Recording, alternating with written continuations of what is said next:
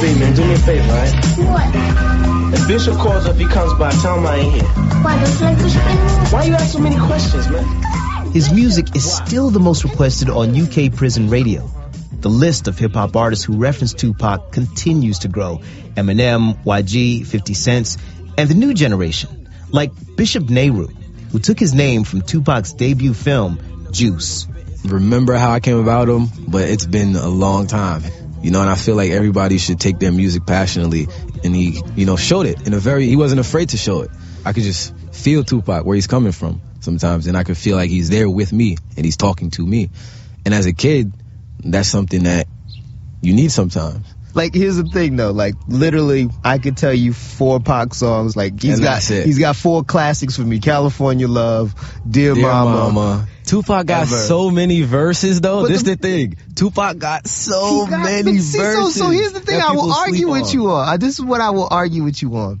Is that Tupac had a lot of verses, right? Mm-hmm. But if you took all of his albums and took the good songs out of those albums, you'd have maybe one ridiculous classic. Biggie Smalls, disagree. Every single album, I classic. Disagree. Every single album. I gotta disagree with you. All Eyes on Me is an incredible. People sleep on that album so much. It's a good album. It's an incredible album. I wouldn't say that. I would say it's a good album. That's an incredible hip hop album. All right. How do you don't like How Do You Want It? That's good. When I was young, me and my mama had beef, 17 years old, kicked out on the streets. Go back at the time, I never thought I'd see a face. Ain't a woman alive that could take my mama's place. Suspended from school, I'm scared to go home. I was a fool with the big boys breaking all the rules. Tupac Shakur, Hip Hop Immortal, was produced by Bonnie Roundtree and is a Tonic Media production. Welcome to Summoner's Rift. The BBC World Service. The Inquiry summons expert witnesses to answer one question. I'm Neil Rizal, the producer of The Inquiry. With the new year, the U.S. is getting a new Congress and perhaps a new showdown with the president. We're asking, is American democracy broken? The Inquiry from the BBC World Service. Listen online from Tuesday or download our podcast from bbcworldservice.com/podcasts. BBC World Service.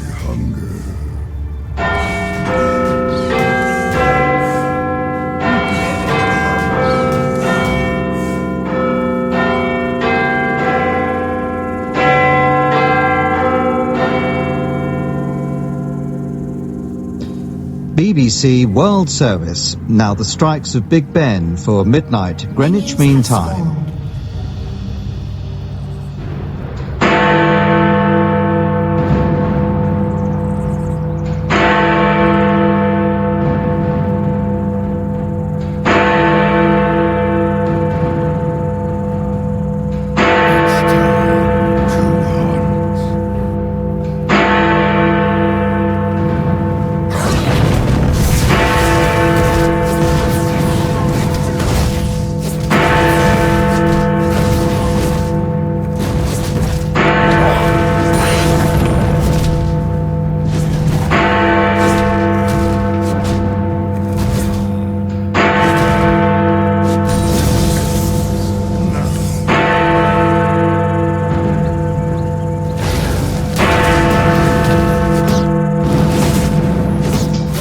From us all here at the BBC World Service, a very happy New Year.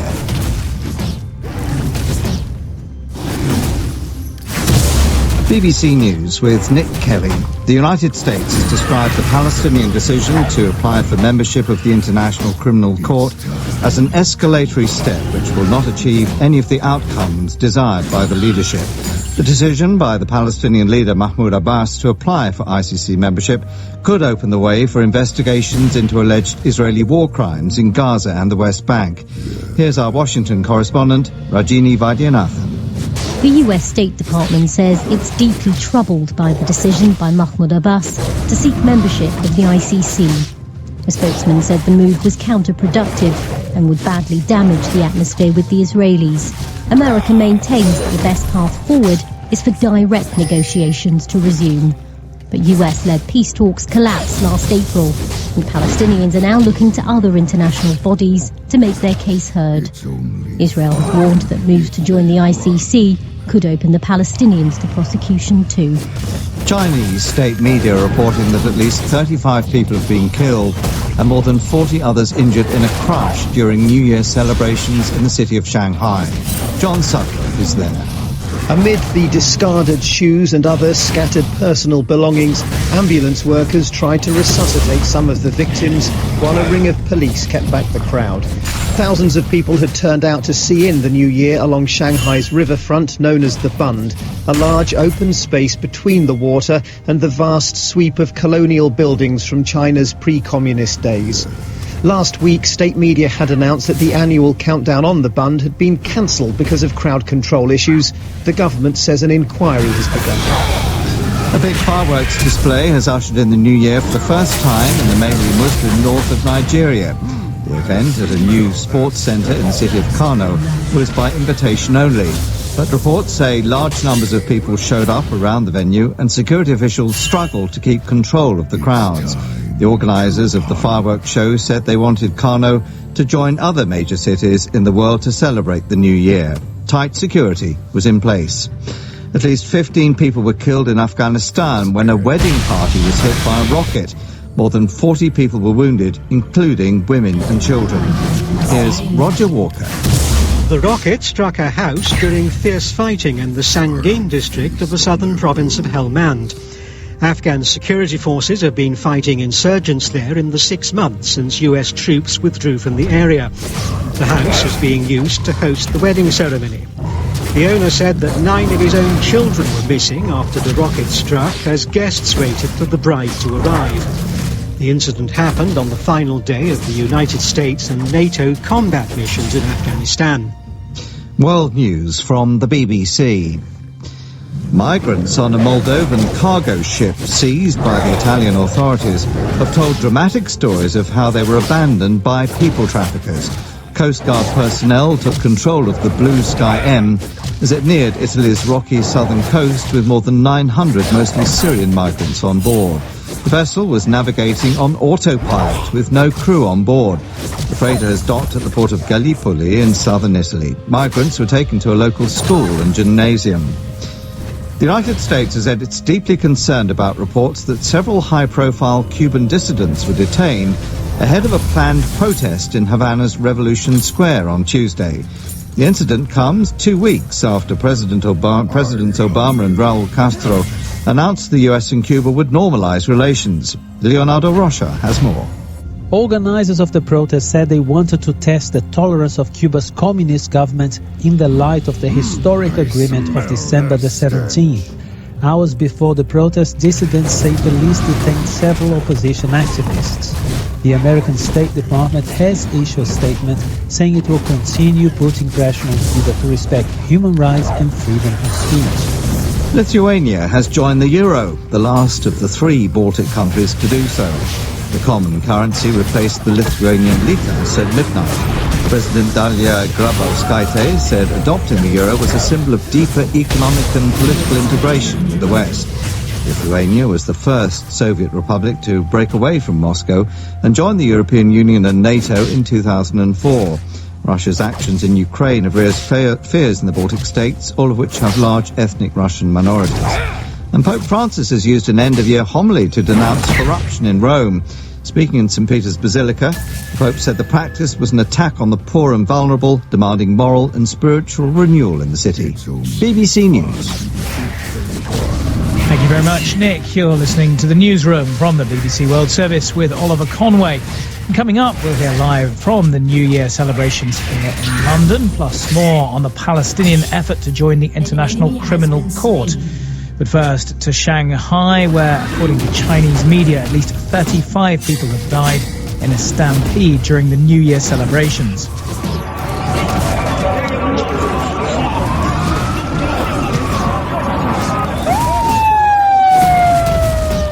Well, footage on the state-funded media site The Paper shows limp bodies being carried into emergency vehicles and and people lying on the road being given resuscitation.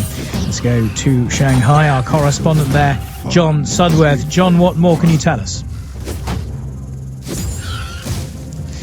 Well, there are very little sign of the chaos of last night visible this morning. The Bund area, this historic waterfront area, is traditionally a gathering place for New Year's celebrations in Shanghai. But the authorities have this year announced that the traditional firework display had been cancelled, apparently, according to state media, out of a concern for crowd control issues. A smaller scale event was meant to be taking place, but it was not open to the public. Tickets were needed, and the government now says it's launched an inquiry, probably the main focus of which will be to look at how it was that such large crowds were able to still gather despite that earlier announcement, and obviously looking at the reasons why once that large crowd had gathered, this sort of thing was able to happen. The photographs from the scene show some pretty distressing images of ambulance workers trying to resuscitate victims lying on the ground amid discarded shoes and other personal belongings, while the police, a large ring of police, try to hold back the crowd.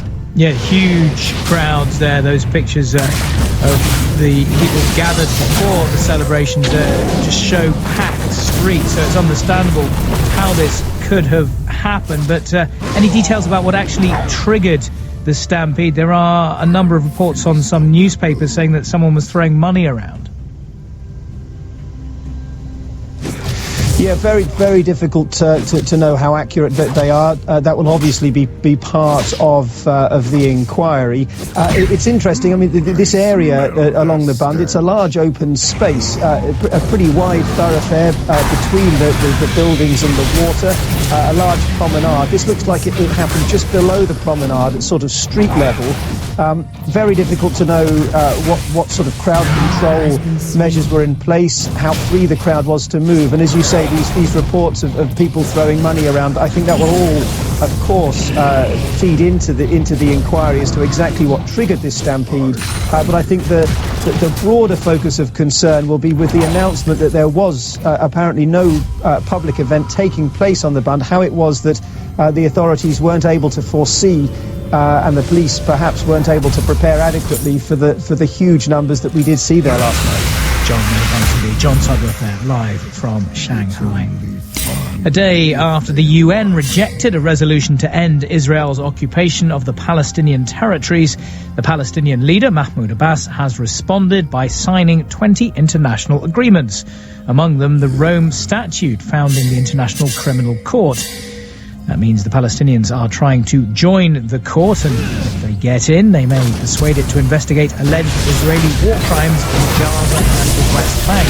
Israeli Prime Minister Benjamin Netanyahu has threatened, quote, steps in response. So how important is this move by the Palestinians? I asked our Arab Affairs editor, Alan Johnston. For more than 2 decades, Ollie, we've watched round after round of Israeli-Palestinian peace talks, and they've achieved nothing. Both sides would blame the other for that, but the Palestinians say that this can't go on. Something has to change, and they've taken what is already a major initiative here. After threatening to do it for so long, their leader, Mahmoud Abbas, has finally submitted an application to join the ICC. The Palestinians are hoping to be able to drag Israel into the dock for a range of alleged war-promoting breaches of international law. For example, the deaths of civilians, for the illegal building of settlements in occupied territory, and so on. A hugely important development, and it constitutes a major ratcheting up of tension with Israel. And Israel, of course, is unhappy. Likewise, the US. What kind of response are we expecting?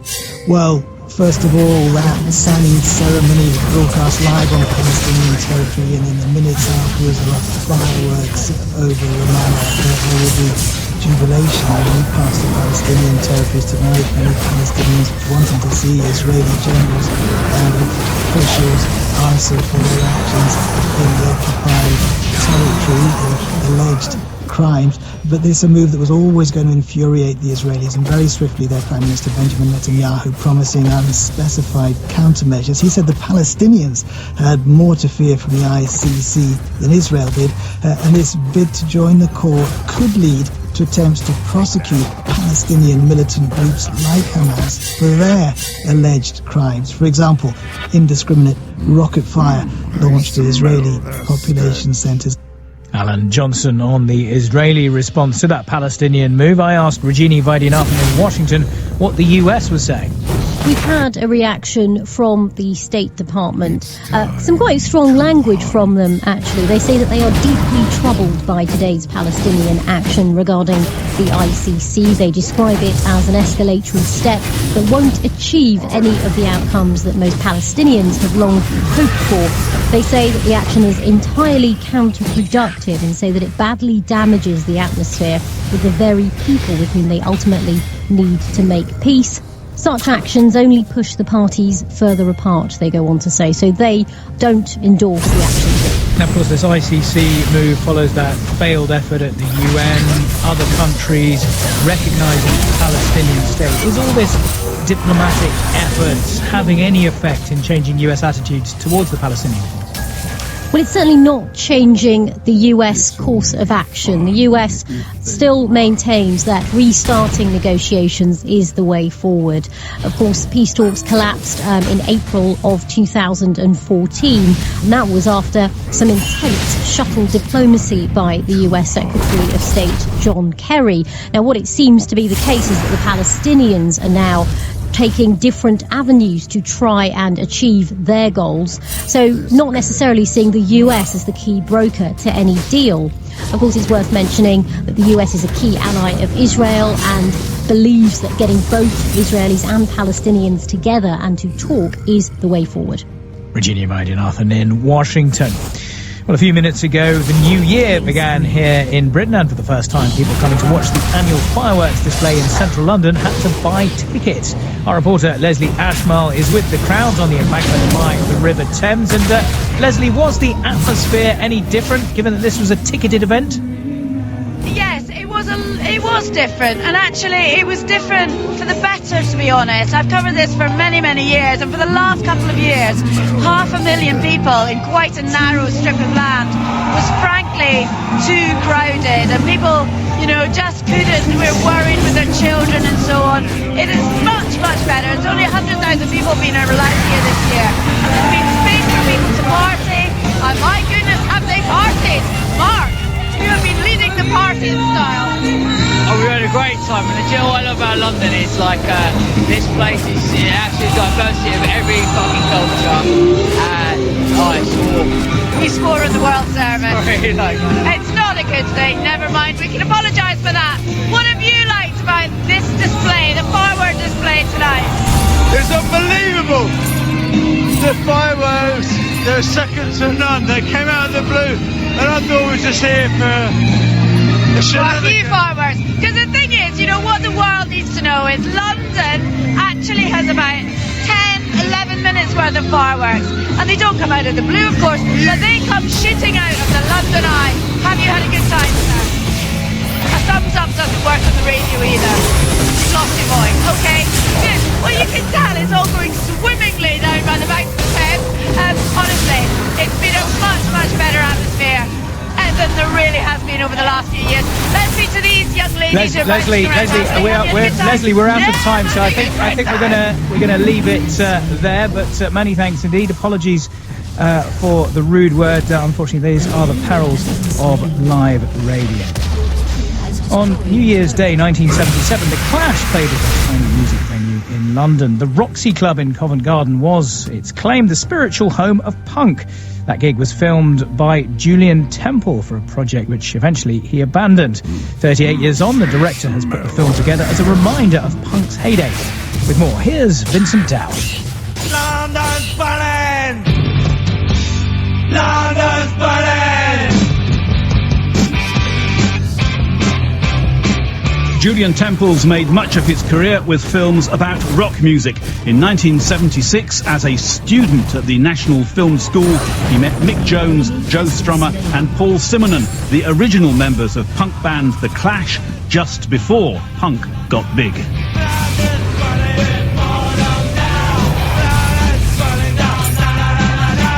Julian Temple saw stars in the making. He started to shoot interviews and rehearsal footage, but the planned film never got made. Until recently, he thought the videotapes, stored in a damp shed, were too low-tech to rescue. Because we shot it on what we affectionately call bog roll vision, which was this very early half-inch reel-to-reel video that was a nightmare to wind on while you were shooting, with dropout and glitch. The glitch has become a kind of punk editing aid.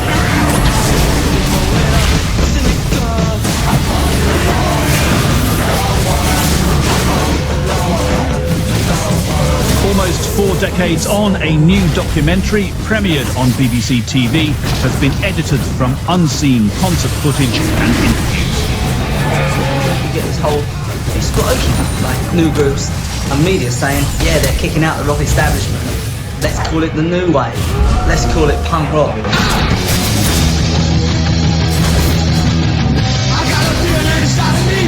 Temple used the interview clips and news archive to give a portrait of 1970s Britain. It's surprising, you know, the fear of cuts and the fragility of the financial system.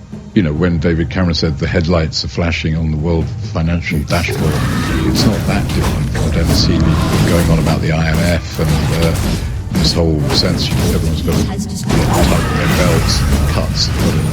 Get harder and faster, you know, that whole feeling is very much in the air again now. Fears of immigration that seem to be being fanned up again now. Yeah, we're the Clash. The London gig from New Year's Day 38 years ago is of very imperfect audio quality. The PA system had failed. Clash fans will love the film anyway.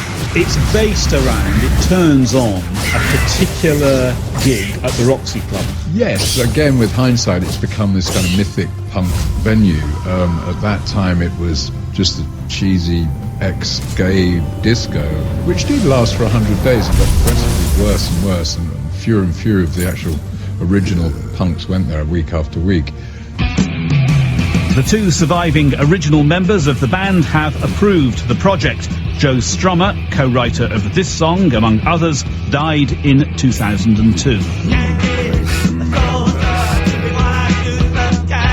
Julian Temple says his one regret is that Strummer can't see the new film. He's at the core of this film, and you do get a sense of what an unexpected turn of phrase and way of looking at things he had that I think went on to all his later songs. You know, there's an element, even under his kind of street act there, of the kind of philosopher and thinker that he was. Julian Temple insists his film is not an exercise in nostalgia. He wants to remind today's 20-somethings of punk's energy and edge. And that was Vincent Dowd reporting. We'll have more world news in about 10 minutes' time. Sports news next. But that's it from me and the team for now. From the newsroom. Time now for the latest world sport from the BBC with me, Adi Adedoyin. Coming up in the next 10 minutes, we look ahead to a busy schedule of Premier League fixtures on New Year's Day here in England. Ahead of their match against Sunderland, Manchester City confirmed that midfielder Frank Lampard will remain with the club till the end of the season. So that during December, we will know what happens with Frank Lampard. Once again, it's important for him to stay with us. More from City manager Manuel Pellegrini to come. Meanwhile, Louis van Gaal believes that United fans deserve nothing but praise for their support for him and the club, particularly during a tricky start to their campaign. I have never had the experience that when you lose or draw at home, that the fans are still applauding for you. Show their belief in you. Never. And here they are applauding. United are away at Stoke. All the details to come in a moment, but first, the BBC understands that Tony Pulis will be appointed as West Brom's new head coach on Thursday. He'll succeed Alan Irvine, who was placed on gardening leave after winning just 4 of his 19 league games in charge.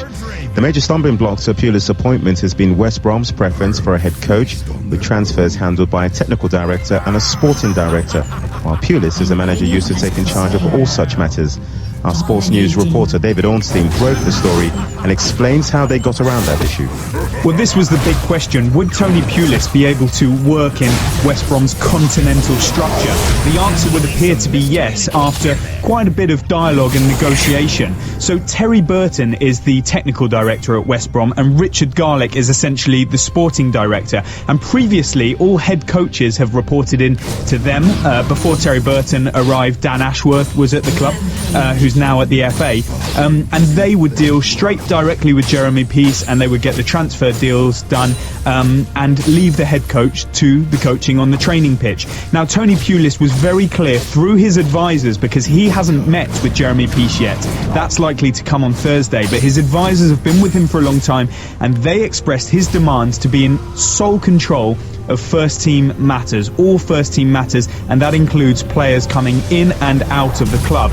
Now, Jeremy Peace in these talks said, yep, that's okay, we'll agree to that, but we are going to keep our structure in place. So Tony, you will be head coach, you will report into Terry Burton and Richard Garlick, they will report into me, but at the same time we will work a way that you have control over football matters and you have control, crucially, over transfers. They've had to be flexible to a degree then. Just remind us why a club in the position West Brom finds itself in needs a man like Tony Pulis. The underlying factor is that Tony Pulis has never been relegated as a manager in his entire career. That's an attraction to any club that's in the position that West Brom are in, struggling towards the bottom of the Premier League. I think it's 4 seasons they've been in the top flight. It's crucial now, with all the riches involved in the Premier League and the television deals, that they remain in that top flight. And Tony Pulis has got a great reputation. He did well at Stoke. He did very well in his single season at Crystal Palace, retaining their Premier League status for the first time. They were dead and buried when he took over after Ian Holloway's departure relatively early in the season last season, and he kept them up. I think they finished 11th. It's their highest ever Premier League finish, so his stock was high. He was reportedly also a target of Newcastle. He didn't want to go that far from his home in Poole in Dorset, but West Brom, he told me when I spoke to him, would have been okay for him. And for West Brom, I think this is a really, really strong appointment. Now, there is an issue that he's fallen out with clubs in the past. It didn't end on totally amicable terms at Stoke, and it certainly didn't at Crystal Palace with their owner and co-chairman Steve Parish. But will he get on with Jeremy Peace? That's the big question. One thing you can almost guarantee is that he is their best bet available at the moment to survive relegation. Our Sports News reporter David Ornstein there. Well, West Brom are away at West Ham on Thursday, where Pulis is expected to be watching from the stands.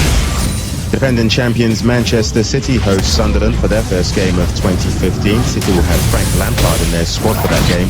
The club have confirmed that the midfielder will remain with them until the end of this campaign.